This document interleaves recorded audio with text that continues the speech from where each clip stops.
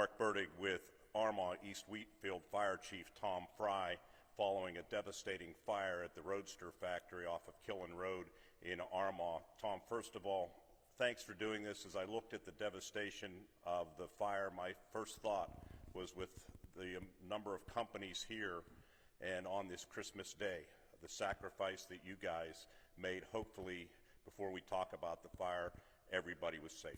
Yeah. No injuries. Minor injuries, puncture wounds, you know. The call came out 12:30. Somewhere around 12:30. And you told me off mic that you live very close to the Roadster factory. Yeah. So what did you discover when you were one of the first, if not the first, to arrive? Well, the pager went off and I got dressed and went out on the porch going to my truck, and the sky was lit up, probably only less than a quarter of a mile away.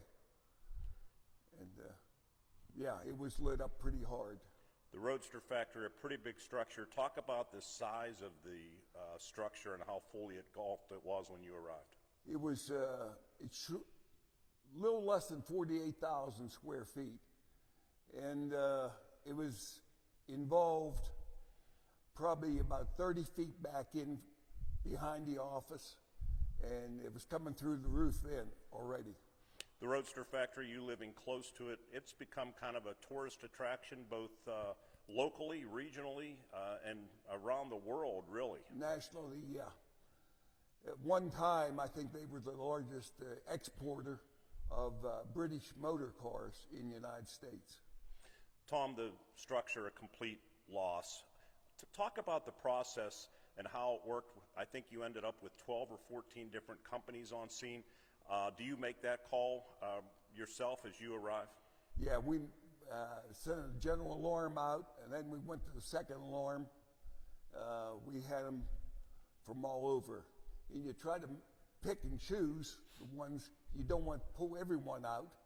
You want to leave some companies with still in service that they could back you up if needed.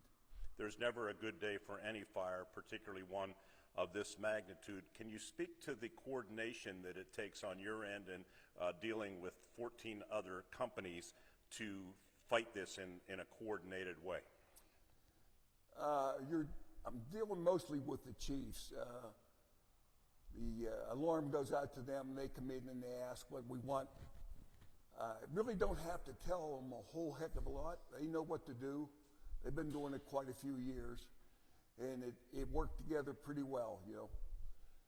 We had to have an aerial piece in, not because of the height, but because the building itself was probably 300 feet long, and at places it was 200 feet wide.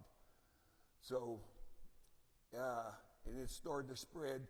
It was all metal building, and the fire was in the wood, underneath the metal, and then it started to collapse, roof coming down, stuff like that.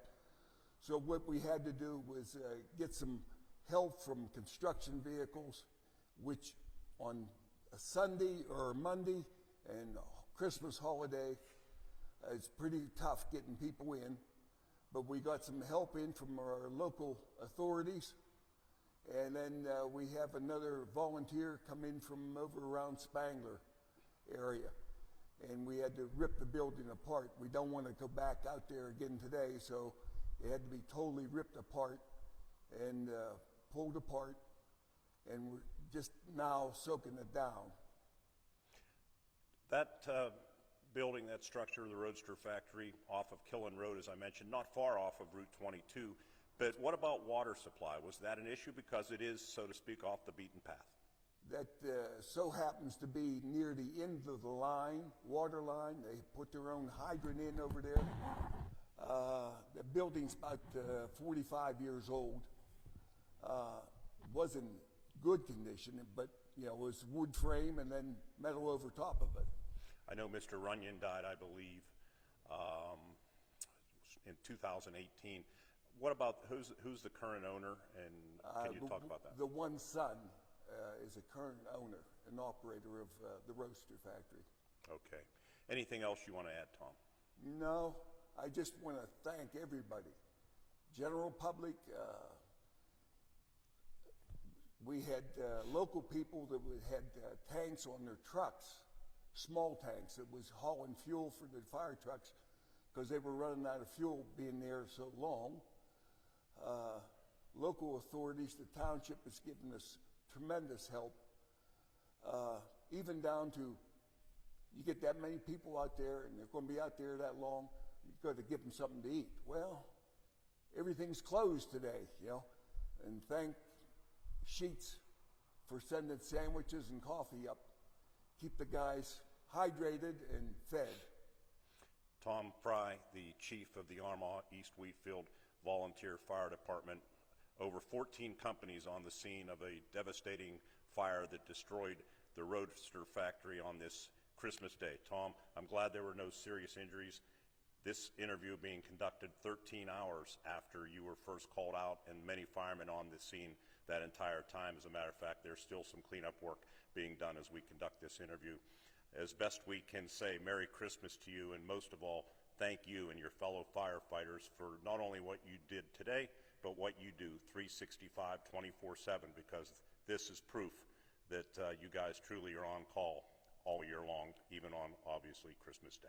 I want to thank everybody that came out. I know the companies are going to have hours and hours yet of cleaning up, scrubbing hoses, re-racking hoses, fitting the truck back up, cleaning it up.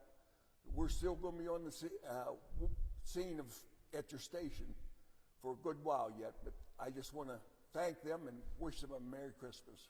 That's Tom Fry, following the devastating fire that destroyed the historic Roadster factory off of Killen Road in Armagh. Tom, the fire chief at the Armagh East Wheatfield Volunteer Fire Department, one of 14 companies that fought that big fire on this Christmas Day.